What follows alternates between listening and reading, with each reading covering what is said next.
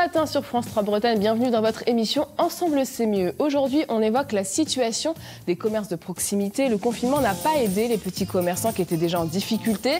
La situation est telle que l'État prévoit de débloquer 1 milliard d'euros pour redynamiser nos centres-villes. On en parle dans quelques minutes, mais avant, comme chaque jour, on part retrouver Evan. Salut Evan, tu es à Lorient ce matin et tu démarres ta journée avec goût et avec une courge, c'est ça ? Exactement, bonjour Anne Fontaine, bonjour à vous à la maison. Alors vous n'êtes pas sans savoir que cette semaine, c'est la semaine du goût. Moi je vous emmène la vivre dans une école maternelle au centre-ville de Lorient, l'école Bisson. Mais avant on va vérifier vos connaissances pour voir un peu votre niveau en termes de goût. Anne Fontaine, comment s'appelle cette courge selon toi ? C'est une courge spaghetti. Oh, mais t'es décidément trop forte. On m'a soufflé la réponse à l'oreille. Bonjour les enfants. Ah, je sens qu'on va bien s'amuser et qu'on va se régaler ce matin. On va aller voir Sandrine, vous êtes la maîtresse, l'institutrice. Oh pardon, j'ai tapé dans ta toque. Bonjour oui, c'est Sandrine. ça, bonjour. Alors expliquez-nous pourquoi vous avez eu envie de faire participer votre classe à la semaine du goût. Alors, en réalité, on fait participer toute l'école à la Semaine du Goût depuis maintenant plusieurs années. Nous avons choisi de faire participer les grands cette année parce que malheureusement, nous ne pouvons pas faire participer tous les enfants à cette animation. Alors, nous avons choisi, nous le faisons depuis plusieurs années en fait parce que nous pensons que l'éducation au goût se fait très tôt. Et donc, en maternelle, c'est tout à fait indiqué. Et alors, pour cela, vous avez fait appel à un chef cuisinier. Florian, expliquez-nous comment ça s'est passé. Alors, ça se passe de la façon suivante. Nous inscrivons les classes à la Semaine du Goût. C'est un site dans lequel il faut inscrire les classes. Et donc, lorsque les classes sont inscrites, nous avons des propositions de professionnels qui peuvent intervenir dans notre école. Les années passées, nous avons eu des parents d'élèves qui étaient eux-mêmes cuisiniers, qui ont pu intervenir dans l'école. Et cette année, nous avons la chance d'avoir Monsieur Michel. Florian Michel, on va aller voir. Merci beaucoup. Je vous laisse vous occuper des enfants parce que là, vous êtes en train de nous préparer un petit tartare de concombre. Moi, je compte bien déguster ça ce midi. Florian, vous pouvez venir de ce côté-là avec moi, avec votre micro. Bonjour déjà. Bonjour Evan. Alors, est-ce que vous pouvez nous expliquer, parce que vous êtes chef cuisinier et aujourd'hui vous êtes en congé, parce que vous êtes très investi dans le milieu associatif. Expliquez-nous votre lien avec la Semaine du Goût. Alors tout à fait, je suis en congé avant la prise d'un nouveau poste que je commencerai la semaine prochaine. Donc pendant les congés, j'ai profité effectivement de répondre à l'appel pour la Semaine du Goût. Pour vous rendre utile auprès des enfants. Tout à fait, tout à fait. Je fais partie de plusieurs associations. Vous avez un bel écusson doré là. Hein. C'est l'Académie culinaire de France. La classe. Qui est partenaire de la Semaine du Goût et qui m'a sollicité pour participer et transmettre. Alors justement, qu'est-ce que vous leur transmettez aujourd'hui ? On peut peut-être s'approcher. Qu'est-ce qu'on fait avec les enfants ? Alors, ce qu'on leur transmet déjà, c'est le contact avec le produit. Le produit... Et avec le couteau. Et avec le couteau. Heureusement, toujours sous le contrôle de la maîtresse. Hein. Tout à fait. Non, ce qui est important, c'est que pour apprendre à aimer un plat, il faut participer à le créer et leur donner envie de cuisiner. Parce qu'aujourd'hui, on cède à la facilité des produits transformés, industrialisés. Et ce qui est important, c'est l'éducation des enfants, dès le plus jeune âge, à prendre le plaisir du partage, le plaisir de cuisiner et le plaisir de travailler les produits de saison, les produits locaux. Il y a un vrai travail pédagogique. Ils avaient préparé leur toc avant le début de l'activité. On va continuer à en reparler. On passe la matinée ensemble de toute façon. Très bien. Donc restez bien avec nous, à vos fourneaux, parce que vous aussi, vous pouvez cuisiner avec nous. Et ce que Florian ne vous a pas dit, c'est que fut un temps, il cuisinait pour les grands de ce monde. Il nous en parlera tout à l'heure aussi. À toi, Ça marche. À tout à l'heure, Evan. Alors, je vous le disais, pas facile aujourd'hui de tenir une boutique ou un commerce dans nos centres-villes comme dans nos bourgs. Regardez ces explications en chiffres et en images et on en parle tout de suite après avec mes invités. Encore des fleurs ? Merci. C'est pas pour toi, c'est pour soutenir le fleuriste. Les commerces de proximité ont connu une baisse de 40% de leur activité professionnelle en moyenne depuis le début de la crise sanitaire. Si un nouveau confinement devait arriver, 64% des commerçants estiment qu'ils n'auraient pas suffisamment de trésorerie pour tenir le coup. Pourtant, la moitié des Français affirment se rendre plus souvent dans les commerces de proximité qu'avant le début du confinement. Car pour le consommateur, le petit commerce incarne circuit court, produits frais et de saison et lien social. Et face à la crise sanitaire, le commerce de proximité a su se renouveler. tout particulièrement en milieu rural. 44% des habitants ont vu apparaître le portage à domicile comme nouveau concept et 39% ont constaté la mise en place de drive commerçants. Mais beaucoup de petits commerces restés fermés pendant le confinement ont durement été touchés. Le plan de relance spécial du gouvernement, avec notamment des reports ou des réductions de charges et des prêts garantis, devrait amoindrir le choc. Bon, les fleurs c'est fait, le coiffeur maintenant.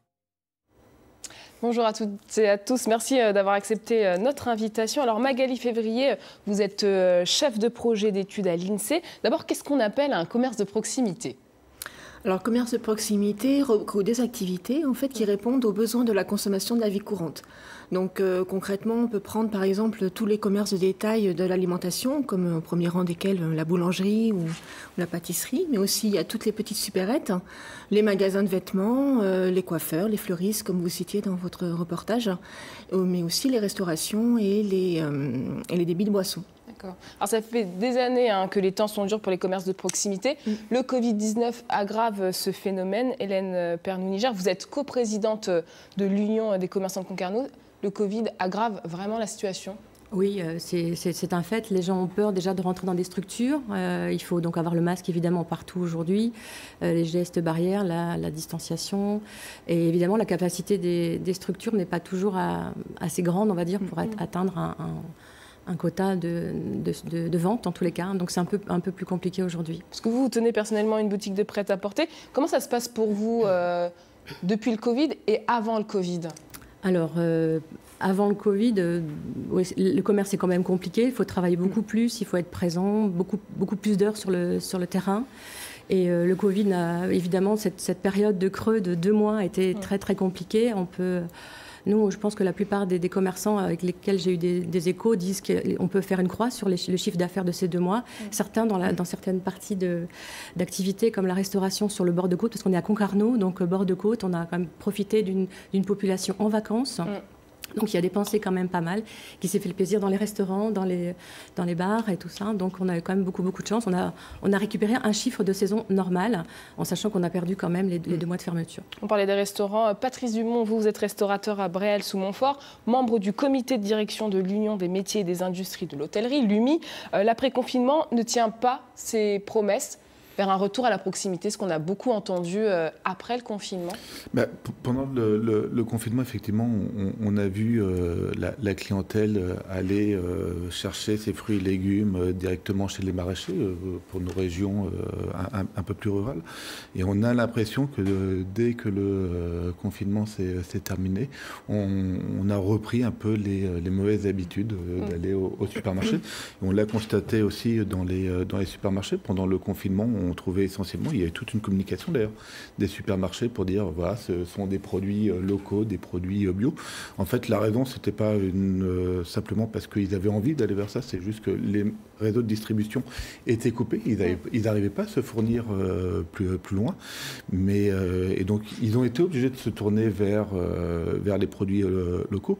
Mais en fait, dès que tout est entre guillemets redevenu à la normale, je ne sais pas si on est encore revenu à la normale, et ben les mauvaises habitudes ont... Pour vous, la prise de conscience, elle n'est pas là encore aujourd'hui? La prise de conscience, si, sur une certaine partie de la population, si, elle est là, on le sent quand même. On a des clients qui ont envie de manger sainement, de travailler et de consommer local, mais il y a aussi une question budgétaire.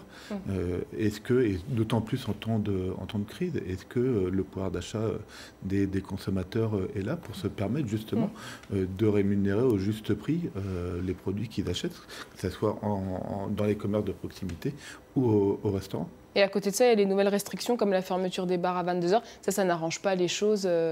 Ah mais la fermeture des bars à 22h, je ne rentrerai pas sur le débat, est-ce que c'est bien ou pas pour la crise sanitaire? C'est juste une catastrophe économique. Pour les gérants de bars, c'est une catastrophe. Les bars de nuit ou même les bars traditionnels font la majorité de leur chiffre d'affaires après 22h. Alors Magali Février, vous avez mené une étude en 2019 sur la déprise du commerce de centre-ville. Alors, parmi les commerces qui restent dynamiques, pourtant, il y a toujours les bars et les débits de boissons. Alors, l'étude qu'on a menée, c'était avant la crise économique. C'est ça. On l'a sortie l'année dernière, en 2019, en s'appuyant sur des données, en comparant entre 2009, l'évolution de l'emploi entre 2009 et 2015. Donc, c'est vrai que c'était avant la crise sanitaire. Et donc, ce qu'on a constaté, donc l'étude allait porter sur les villes de taille intermédiaire. Donc, les villes les unités urbaines de moins de 150 000 habitants. Donc, on a exclu Rennes et Brest. Mais bon, on a regardé 32 villes globalement. Et donc, ce qu'on a vu, c'est que l'emploi salarié dans les commerces de proximité, dans les centres-villes, ont diminué de l'ordre de 1% par an, entre 2009 et 2015. Et ce ralentissement, en fait, il contraste avec le fait que, globalement, dans l'ensemble des unités urbaines, la progression était là. Donc, ça veut dire que c'est à la périphérie que l'emploi s'est développé un peu plus. Après, c'est vrai que ça dépend des secteurs d'activité, en fait. Et justement, quels sont les secteurs qui reculent dans les commerces de proximité? Ceux qui ont été vraiment pénalisés entre 2009 et 2015 dans les centres-villes, ce sont tout ce qui sont liés à l'équipement de la personne. Donc les magasins de vêtements, les magasins de chaussures, mais les fleuristes aussi. Et puis surtout ceux qui sont liés à l'habitat. Donc les magasins de meubles, de jardinerie et tout ça, parce que en centre-ville, c'est un peu plus compliqué d'avoir des grands espaces aussi pour ce type de magasins, donc on les retrouve plutôt à la périphérie. Et on le voit, la concurrence des zones commerciales est féroce. Et s'ajoute aujourd'hui l'e-commerce qui est favorisé par ce contexte sanitaire. Voilà, il y a l'e-commerce. Alors, c'est à double tranchant parce qu'il y a les plateformes numériques qui apportent énormément de concurrence du coup aux commerces qui sont en présentiel, sur place. Mais en même temps, ça permet aussi de développer le drive éventuellement ou, comme on vous l'avait dit dans le reportage, de pouvoir communiquer un petit peu mieux aussi. Alors, Pardon, je vous en prie. C'est vrai que les plateformes numériques, je pense, jouent beaucoup sur un peu les grandes gagnantes en ce moment. À Concarneau, vous avez décidé de vous unir, de vous fédérer. Alors comment Alors ça s'est passé assez simplement. Alors je suis coprésidente de l'Union des commerçants de Concarneau et donc en coulisses il y a Alexandra Perret qui est aussi coprésidente avec moi. Et c'est sous son initiative en tous les cas qu'on a lancé cette idée, c'est-à-dire de rentrer en contact avec la municipalité, de leur demander s'ils avaient à nous proposer un local, et c'était le cas, puisque évidemment plus de mariage pendant le Covid. Donc ils nous ont laissé à disposition une salle de mairie et aussi un véhicule qui leur appartenait, qui nous ont laissé à disposition, une Zoé qu'on a utilisée pendant un mois. Parce que le premier mois, évidemment, on n'a pas été très réactifs. Ça nous est tombé un petit peu comme je veux dire... Comme tout le monde, c'est tombé sur la tête. Une météorite, et on s'est dit, qu'est-ce qu'on fait? Donc, un mois vraiment pour réagir, pour rentrer aussi, pour s'occuper des papiers et tout ce qui est administratif. Et ce deuxième mois, pour réagir, on s'est dit, on a tous la même problématique, on est fermé, mais il faut quand même travailler. Alors, pour moi, par exemple, puisque je suis dans le commerce de détail et j'ai du stock, donc il fallait quand même payer à un moment ou à un autre mes fournisseurs, en sachant que j'avais déjà perdu un mois et qu'il fallait les payer de toute façon. Donc, on a appelé la mairie, qui a été très favorable, en tous les cas, à l'idée. Donc, il nous a prêté ce local, prêté cette voiture. Et donc, tous les matins, nous étions des équipes. Donc, on a appelé nos adhérents et autres à participer avec nous. On leur a soumis l'idée, leur demandant si ça leur plaisait. Ils étaient donc très favorables, très réactifs. Donc des équipes le matin, donc dans cette salle, à récupérer donc via le Facebook et Internet de l'Union des commerçants des numéros de téléphone de commerçants. Les clients les appelaient. Le matin, donc dépôt de marchandises sur le site. Et l'après-midi, une autre équipe en voiture à livrer autour de Concarneau. Donc Concarneau, c'est une véritable organisation. Et cette solidarité-là, elle est inédite dans votre secteur? Ah oui, c'était une grande première. Ouais. Est-ce qu'il existe ce genre de solidarité un petit peu dans le milieu de la restauration et de l'hôtellerie? Alors, on a vu certaines initiatives qui étaient assez intéressantes, notamment sur Rennes. Je pense qu'il y a un collectif, un groupe de restaurants qui se sont unis pour créer un site internet pour la vente à emporter. Ils ont réuni des compétences informatiques pour créer ce site internet. Alors je ne sais pas où est-ce que ça en est, si ça continue à fonctionner. En tout cas, la solidarité s'est organisée. Je vous propose maintenant de marquer une pause. On va retrouver Evan qui fait ses classes aujourd'hui à Lorient. Salut Evan, est-ce que tu t'es fait des copains dans la classe? Oui, et j'ai même eu une toque, comme vous les garçons. Comment vous allez les garçons ce matin? Quel âge vous avez? 5 ans. Alors regardez, 4 ans et demi. Tournez-vous à la caméra parce qu'il y a tout le monde qui veut vous voir. On fait coucou. 4 ans. Alors, qu'est-ce que vous nous avez préparé ce matin? Du poisson avec des pommes et du concombre. Ah, alors, les pommes, c'était quoi? C'était ces pommes-là. C'est quoi comme pommes? Des pommes vertes. Ah oui, très bien, voilà, parce que ça, c'est Florian qui leur a expliqué. Bon, allez, je vous laisse travailler, hein, parce que moi, j'ai faim. Hein. Décidément. Florian, on se retrouve. Tu es notre chef cuisinier qui intervient aujourd'hui pour la semaine du goût. Je te laisse troquer ton couteau par le micro.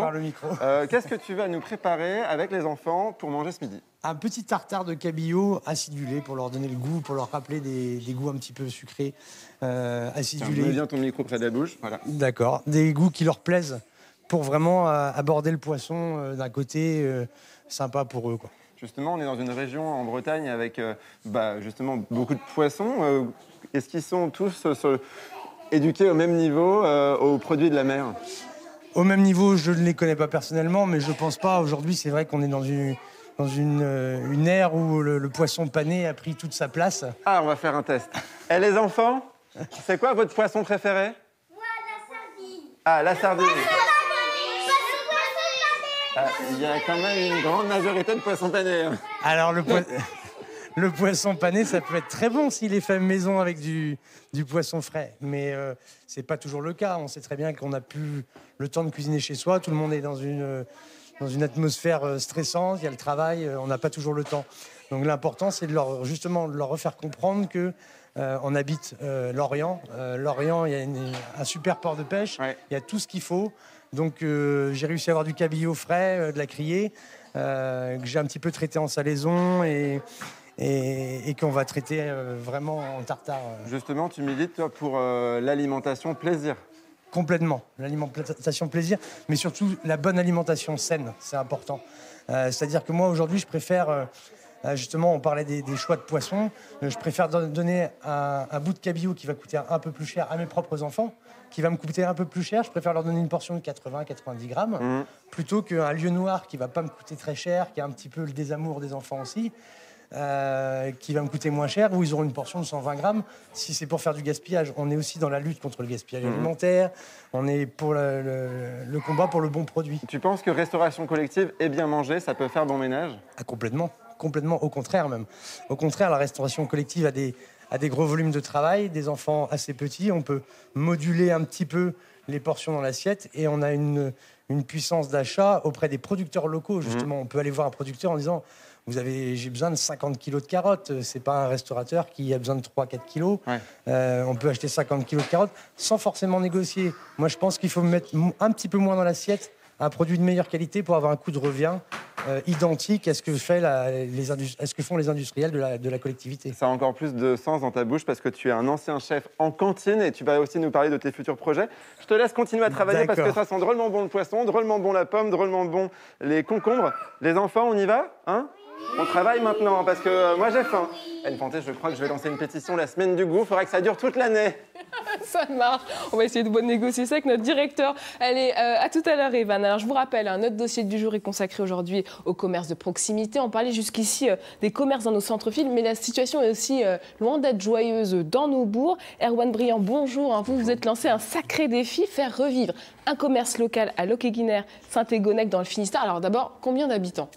Alors, Locquéguinère Saint-Égonec, il y a 350 habitants, à peu près. Ouais. Et sur la commune entière, avec Saint-Égonec, on doit être autour des 3600 habitants. Alors, cette tendance au recul des commerces de proximité, ça ne vous décourage pas parce que le tableau est quand même un peu sombre depuis le début de l'émission. Au contraire, vous vous dites, faut que je fonce ? Oui, c'est un peu ça. C'est de se dire, effectivement... on n'a plus de commerce de proximité, mais recréer du lien social, rapprocher les générations, ça, je pense que c'est des valeurs qu'on doit réussir à retrouver. On l'a vu pendant la crise, pendant le confinement, les gens avaient besoin de ça. Le confinement, je pense, a été terrible pour beaucoup de personnes, notamment nos personnes âgées.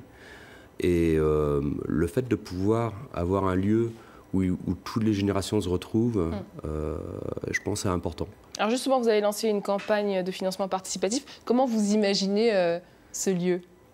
Ce lieu, je l'imagine convivial, chaleureux, Je pense que ce qui définit le mieux notre lieu, c'est une phrase, c'est que le Tiwanaku sera là pour donner, pas pour recevoir.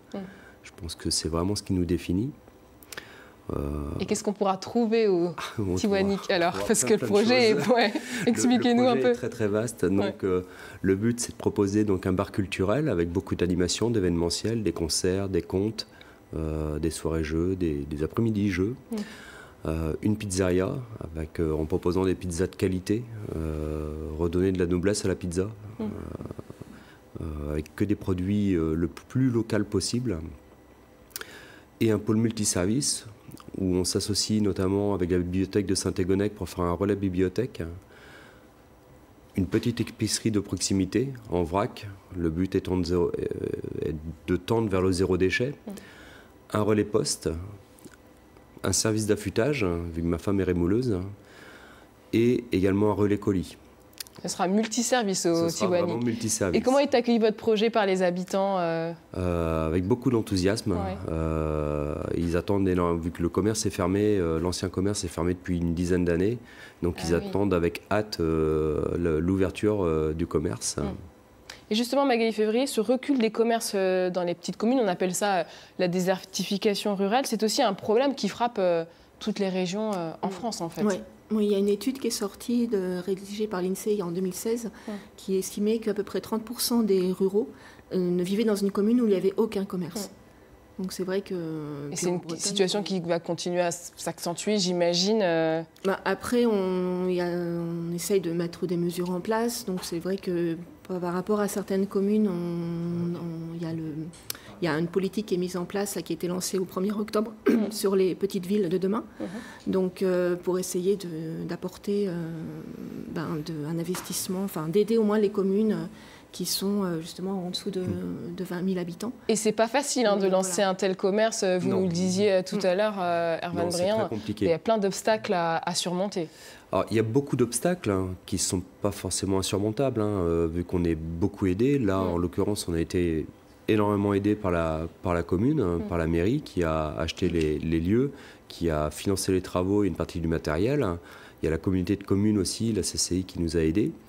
Malgré tout, c'est encore compliqué parce qu'on n'arrive pas à trouver de financement. Actuellement, on n'a aucune banque qui désire nous suivre. C'est assez malheureux vu qu'on veut créer 2 emplois, moi et ma femme, mais malheureusement, on n'arrive pas à avoir de financement. Et que vous inspire ce projet, Patrice Dumont? Parce que c'est tout à fait louable, mais en même temps, c'est pas facile. C'est plus que louable. Il y a énormément de communes qui, effectivement, il n'y a plus aucun commerce. Et justement, autour de la restauration, on peut créer des lieux de convivialité et qui proposent en plus un multiservice. Ce qui est dramatique, c'est ce que monsieur dit, c'est qu'il a un projet qui tient la route, qui est soutenu par la mairie, par la commune, par la collectivité, qui ont mis des fonds, qui ont donné des subventions. Donc le projet financièrement tient la route. Et derrière, il manque un petit bout de financement et les banques ne suivent pas. Et pourtant, c'est leur rôle. Si les banques ne suivent pas, même en temps de crise, comment on peut parler de relance? Si les banques ne sont pas là pour jouer leur rôle, pour financer l'économie, c'est sûr qu'on peut mettre en place tous les plans de relance qu'on veut, ça ne tiendra pas. Ça ne fonctionnera pas. Et justement, vous avez lancé une campagne participative. Comment elle se présente aujourd'hui? Il vous manque encore des fonds, j'imagine. Oui, alors la campagne, malheureusement, on est quand même en sortie de crise, avec la rentrée scolaire aussi. Donc c'est vrai que ça a bien commencé. Maintenant, il manque encore une bonne partie Et justement, on lance un appel à nos téléspectateurs, si vous voulez soutenir le Tiwanaku, il faut se rendre sur la plateforme Kengo, c'est ça? Voilà, c'est ça. J'espère en tout cas que votre projet ira au bout, Erwan. Merci Hélène Pernou-Niger et Patrice Dumont pour vos témoignages. On vous souhaite bien du courage. Et Magali Février, merci pour votre éclairage. On va parler à présent solidarité, valeur que l'on met chaque jour à l'honneur dans notre émission. Et si vous décidiez de prendre un congé solidaire, l'initiative existe depuis 20 ans, on vous explique comment ça marche. On retrouve tout de suite après nos invités.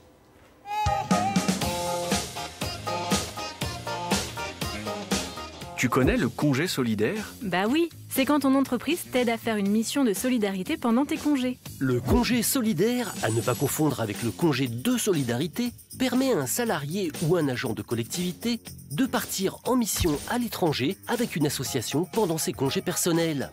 La mission dure en général 2 à 3 semaines et se fait avec le soutien de son entreprise pour la prise en charge totale ou partielle des frais. Car les destinations lointaines peuvent être coûteuses. En temps de Covid, les missions en e-volontariat seront privilégiées. La mission est encadrée par une organisation, par exemple Planète Urgence, qui est à l'origine de ce dispositif. Elle assure votre accompagnement tout au long de la mission. Nina ne regrette pas cette expérience. J'ai eu la chance l'année dernière de partir en congé solidaire pour une mission de recherche de financement au Bénin pendant 2 semaines sur mon temps de congé. Ça a été une expérience extraordinaire, assez formatrice, où j'ai appris beaucoup sur moi-même, puisque pendant 2 semaines, j'ai formé 5 personnes et j'ai déjà eu des résultats positifs puisque certaines personnes m'ont dit qu'elles avaient réussi à trouver des financements grâce à cette formation. Le congé solidaire fête ses 20 ans cette année, engagez-vous. Vous voulez être utile pendant vos congés loin de chez vous et avec le soutien de votre entreprise? Renseignez-vous. Et le congé solidaire, vous en avez fait l'expérience, Daniel Oliveau, bonjour. Bonjour. Alors, où êtes-vous allé proposer vos services? Alors, je suis allé au Bénin, au nord du Bénin, pour l'alphabétisation des femmes couturières. Et donc, c'est vrai qu'elles ne maîtrisaient pas le français, certaines n'étaient jamais allées à l'école, et c'est vrai qu'il y a une dizaine de langues locales, et si elles veulent bien acheter les tissus et bien vendre leurs vêtements, elles doivent maîtriser le français. Et le contact s'est bien passé parce que j'imagine que c'était le choc de culture. Ah oui, c'est le gros choc de culture. D'ailleurs, l'ONG s'interrogeait parce que c'était la première fois qu'il y avait 3 hommes qui intervenaient avec un groupe de femmes. Et au bout de la 2e jour, ils ont vu qu'il y avait plein d'éclats de rire. Donc c'est vrai que ce qui est très sympa, c'est qu'elles sont très motivées, elles participent énormément. On leur fait des mises en situation pour régler un peu les problématiques du quotidien. Et ce qui est quand même sympa, c'est qu'à la fin, elles nous ont demandé comme on a bien travaillé, est-ce qu'on peut faire une petite danse pour fêter ça. Et c'est vrai que là, par contre, là, elles nous ont beaucoup appris parce que c'est vrai que là, la danse, c'était pas votre fort. Ah, c'était pas, voilà. Alors vous travaillez chez Mutuelle Arkéa en tant qu'expert international. Comment vous avez eu connaissance de ce dispositif du congé solidaire? Alors moi, je suis en même temps que être un expert au niveau international, je suis aussi ambassadeur mixité. Dans votre entreprise? Ambassadeur mixité, ça veut dire que j'ai la chance d'animer des réunions où où on travaille sur la diversité et la mixité. Et on a rencontré Planète Urgence qui nous a exposé ce beau projet. Donc c'est l'ONG qui a créé ce dispositif de congé solidaire. Tous ces congés solidaires. Et ce qui est quand même sympa, c'est que Arkéa est la seule entreprise où on est sur un seul programme. Et là, ça a été l'alphabétisation des femmes au Bénin. Et donc tous les mois, il y a soit un binôme, soit un trinôme qui est allé, et ce qui a permis de les voir progresser. L'ONG nous a dit c'est assez impressionnant. Alors c'est vrai qu'on a l'impression d'amener juste une petite goutte d'eau dans un océan, mais ils nous ont encouragés, on dit c'est très bien, etc. Et il y a eu tellement de demandes de congés solidaires dans votre entreprise chez Arkéa qu'il y a un 2e projet en dehors de ce projet au Bénin, au Togo, sur le monde du handicap. Alors l'ONG Planète Urgence, elle propose des missions un peu sur tous les continents. Tout à fait. Et des missions variées. Tout à fait. Aussi bien lié à la personne, lié à l'écologie. Et donc, c'est très, très sympa. Hein. J'encourage, bien sûr, énormément les gens à s'engager en congé solidaire parce qu'on apporte, mais on reçoit beaucoup. Hein. On prend beaucoup de recul par rapport à notre vie européenne. On se pose des questions. Je crois que mesdames sont plutôt convaincues. Voilà. Elles vous regardent avec un grand sourire. Donc, n'hésitez pas à me poser des questions si vous avez encore des petites questions d'ajustement avant d'y aller. Mais c'est vraiment... Et justement, comment on se prépare à ce genre de mission ? Alors, le Planète Urgence nous prépare très bien pendant 2 jours pour ne pas faire d'erreurs au niveau culture, pour bien s'adapter, pour faire attention à certaines choses. Et puis après, bon, le côté sympa, c'est que lors des formations, c'est un peu descendant au départ, mais après, bon, je reprends ma casquette de moniteur de centre aéré parce que comme il y en a un certain nombre qui ne sont pas allés à l'école, donc il faut faire du dessin, il faut faire des animations, il faut faire des mises en situation. Donc voilà. Mais malheureusement, le Covid change un peu la donne maintenant. Comment Planète Urgence s'est adapté pour continuer à poursuivre cette mission de congé solidaire? Congé solidaire en local, en France. Donc ça, c'est avec un certain nombre de missions. Et ils font aussi du e-volontariat. Donc ça, c'est très sympa parce que ça permet aussi de continuer dans les pays où vous pouvez intervenir. Donc sur des thèmes précis. Ça peut être l'alphabétisation, ça peut être expliquer la comptabilité, ça peut être comment faire un plan marketing. Donc heureusement qu'il y a Internet et ce e-volontariat pour pouvoir continuer, pas arrêter ces jolies missions. Alors mesdames, est-ce que ça vous donne envie de tenter un congé solidaire? Bon, j'imagine que vous, c'est un peu compliqué vu la situation, mais Magali Février, par exemple, vous connaissiez? Non, pas du tout. D'accord. Pas du tout. Non, des voyages solidaires, oui. Ouais. Donc je suis allée dernièrement au Togo, là, mais congé solidaire, non, mais c'est vrai que... Ça peut être... Mais bon, dans les conditions actuelles, c'est un petit peu difficile. D'accord. En tout cas, merci beaucoup Daniel Oliveau d'être venu. J'imagine que vous pensez déjà à un prochain congé solidaire. Avec plaisir.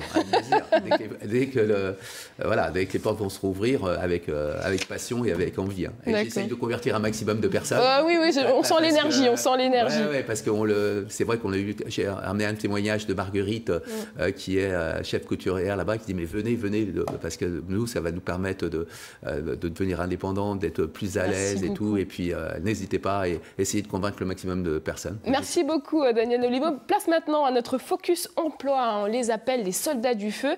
Yoann est sapeur-pompier volontaire, mais ce n'est pas tout à fait son métier. Vous voyez son portrait. On a la tête pour le réglage du jet. Après, on a une bague de réglage. Donc, purge. Et après, donc, le litrage minute, en fait.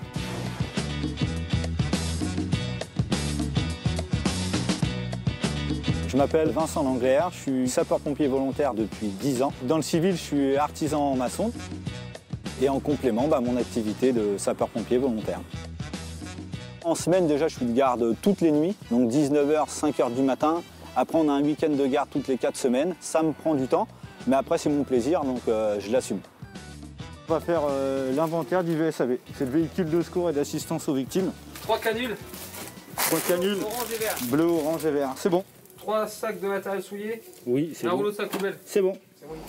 Bien sûr, on adore décaler, on attend que ça sonne. Après, ça décale pas, c'est comme ça et puis c'est tout. Et il y a des moments où on va rentrer du boulot le soir crevé, on est de garde quand même parce qu'on met nos gardes à l'avance. Et puis on va en faire 2 ou 3 dans la nuit et puis le lendemain on est fatigué et puis c'est comme ça. Ça met ainsi sonne. On y va? Allez, go. On était en train de finir un petit cours sur la manœuvre technique de lance. Et puis c'est un départ, c'est inopiné, donc ça tombe comme ça. Voilà. Ça fait partie des FMPA, les formations de maintien et de perfectionnement des acquis. Donc ça, tous les ans, on a un certain nombre d'heures à faire dans notre centre de secours pour essayer de garder un niveau correct. Les pompiers. Alors qu'est-ce qui s'est passé, monsieur? L'adrénaline, ça fait du bien. On est tous contents même je pense quand on a 10 ans de pompier, quand on part pour une inter qui est vraiment avérée, on va dire, on a tous ce petit coin d'adrénaline. Donc là, monsieur, on s'en va voir un médecin. Ouais. Il va vous faire un bilan. Ouais. Voir ce qui vous arrive, d'accord? On n'est pas des super-héros. Dès qu'on a des failles, une question, un doute, faut pas hésiter à en parler, faut pas garder ça pour soi. Ça va, Dominique? Ça va, ça va. Bon. Ça va. Quand on fait des interventions, c'est sur le secteur. 50% du temps, on connaît les gens, quoi. Donc on fait l'intervention et on peut être amené à les recroiser dans la rue le lendemain, quoi. Et ils reconnaissent, Battenet, c'est le pompier, vous êtes venu chez moi l'autre jour. Bien sûr, c'est une fierté, sinon on ne le ferait pas.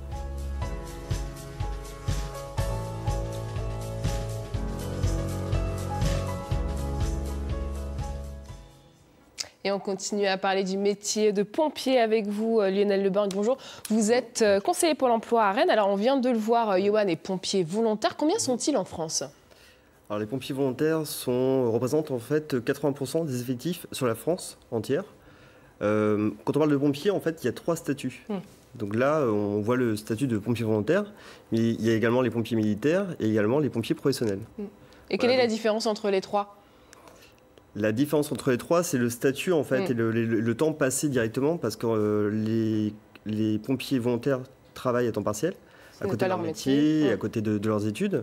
Les pompiers militaires, eux, sont directement reliés et affiliés. Il y a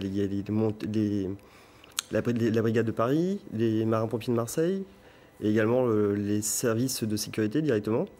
Et puis il y a un troisième statut, ce sont les pompiers professionnels. C'est ça, exactement. Alors il existe 3 statuts, mais les missions restent les mêmes pour le sapeur-pompier. En fait, c'est 3 statuts pour une seule mission, ouais. Et qui est une vocation, c'est sauver des vies. Voilà, c'est la mission importante. Ils interviennent de différentes manières, ça peut être sur des accidents, ça peut être directement sur des premiers secours et le transport à l'hôpital. Donc là, ça représente 70% de leurs interventions. Ouais. Ensuite, ils peuvent intervenir sur des accidents et dans des cas un peu particuliers, comme on a pu le voir la semaine dernière, par exemple, après le passage de l'ouragan Alex, sur des états de catastrophe naturelle. Et comment devient-on pompier?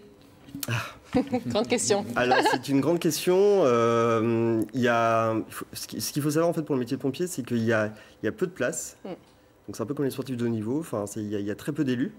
Par contre, si on est motivé, si on a ses vocations, il y a des possibilités. Donc, si on est pompier volontaire, on peut déposer un dossier directement auprès du centre départemental d'incendie et de sécurité. Ensuite, pour les pompiers professionnels, là, il y a directement des épreuves à passer. Donc, ce sont des épreuves écrites, physiques. Il faut avoir au minimum 18 ans, avoir le niveau des brevets des collèges. Les pompiers volontaires peuvent y accéder également, mais après 3 ans d'activité. Et pour les pompiers militaires, en fait, directement, là, il faut aller se renseigner sur le site des marins-pompiers de Marseille ou alors des sapeurs-pompiers de Paris. Alors, le métier de pompier, c'est avant tout une vocation, mais il y a aussi des compétences requises. C'est ça. Il y a une batterie de tests à passer. Alors au niveau des compétences, on peut noter surtout un grand sens de l'observation, de l'altruisme, avoir des compétences physiques et psychologiques, et aussi une grande disponibilité. Voilà. Et je crois que la vue aussi, c'est hyper important. Il faut avoir une excellente vue pour devenir pompier. C'est ça, avoir un grand sens d'observation, savoir où regarder au bon moment. Donc, non, c'est quelque chose qui prévaut en fait, dans les dossiers en fait, que peuvent recevoir les centres.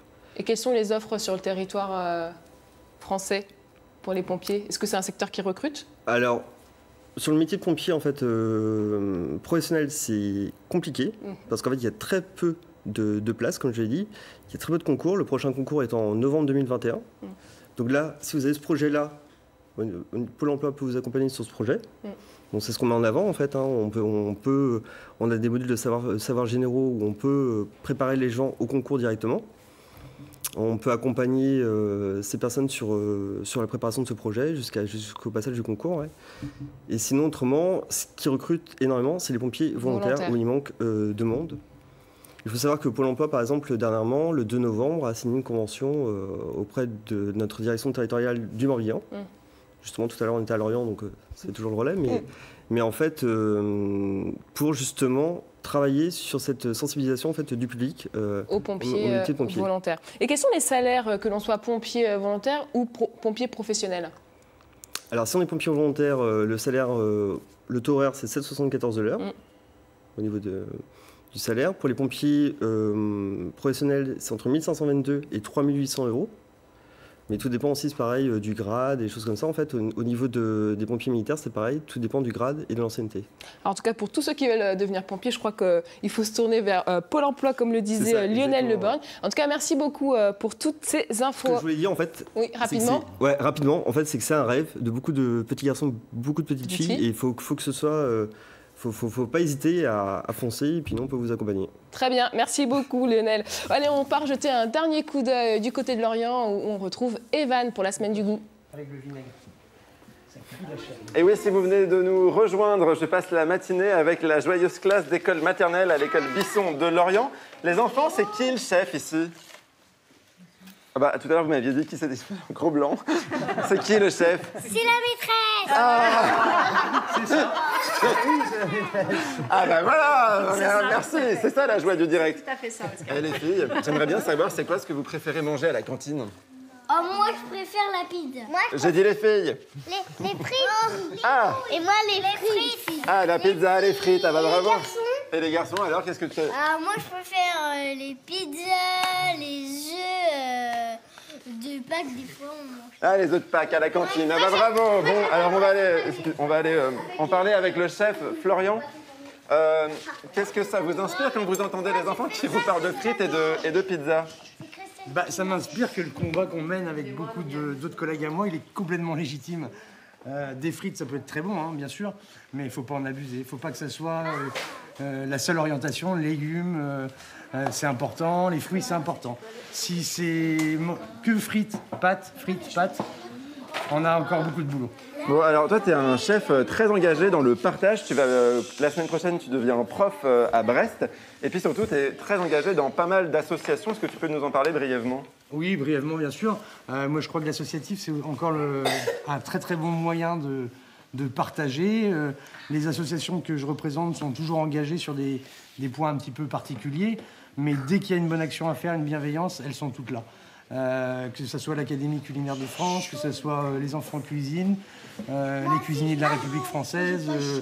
Dès que je suis sollicité par un des présidents pour mener une action, j'y vais. Que ce soit pour le handicap, pour les enfants. Florian Michel, il faudrait pas que j'écorche ton nom, messieurs, dames, donc n'hésitez pas à le solliciter, enfin pas trop non plus, parce qu'on a faim, donc on va... Voilà. On peut commencer mais les enfants, vous avez oublié d'éplucher le maïs. Non. Ça, on n'épluche pas celui-là ? Non. Toutes mes blagues tombent à l'eau aujourd'hui, c'est quand même assez dingue. Oui, alors on va maintenant, j'aimerais bien qu'on en parle avec Sandrine. Sandrine, on voit, les enfants, ils ont préparé toutes leurs toques, on voit, ils ont décoré, ils ont mis plein de petites couleurs. Ça veut dire que c'est la semaine du goût, ça ne se dit pas que là, ce matin, c'est un vrai travail en aval comme en amont ? C'est ça se vit quasiment toute l'année scolaire en fait. On essaie d'éveiller les enfants au goût justement. Chaque mois par exemple on cuisine avec les enfants à l'occasion des anniversaires. Donc généralement on cuisine du sucré. Ah trop bien. Des gâteaux, des compotes, des salades de fruits. Quelquefois on cuisine aussi les légumes de notre potager parce que nous avons un petit jardin d'école sur la cour. Vous avez des super courges. C'est ça, qui viennent du potager. Donc il nous est arrivé aussi de faire de la cuisine à partir des produits de notre jardin. L'éducation au goût, elle passe aussi par les parents. Oui, bien sûr. Alors justement, là c'est aussi l'occasion de montrer aux familles que ça peut être aussi du plaisir de cuisiner avec les enfants, que ce n'est pas si compliqué que ça et que les enfants apprennent énormément en cuisinant. Super, voilà, ce sera le mot de la fin. Merci beaucoup Sandrine pour votre accueil, merci aux enfants. Merci à vous. Maintenant, place à la dégustation, mais surtout, encore mieux, place à la récré. Allez, salut Evan, à bientôt. Merci à tous les invités d'avoir été avec nous ce matin. À suivre dans quelques instants votre journal régional. Très belle journée sur France 3 Bretagne.